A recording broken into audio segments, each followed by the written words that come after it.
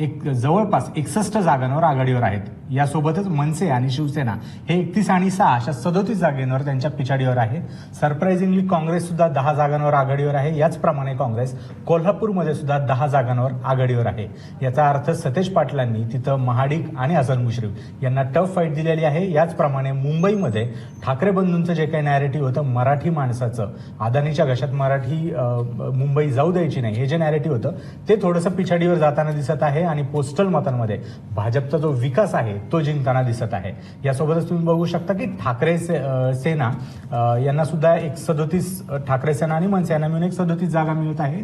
यासोबतच ठाण्यामध्ये सुद्धा शिंदे सेना आणि बीजेपी हे आघाडीवर जाताना आपल्याला दिसत आहे. निकाल तुम्ही बघताय, निकाल सुरू होऊन अवघे 32 मिनिट झालेले आहेत आणि या 32 मिनिटांमध्येच पोस्टलची जी मतपेटी उघडली, यातनंच बीजेपी आपल्याला सगळीकडे आघाडीवर जाताना दिसत आहे. मात्र पिंपरी चिंचवडमध्ये दादा एक टफ फाईट देताना दिसत आहे.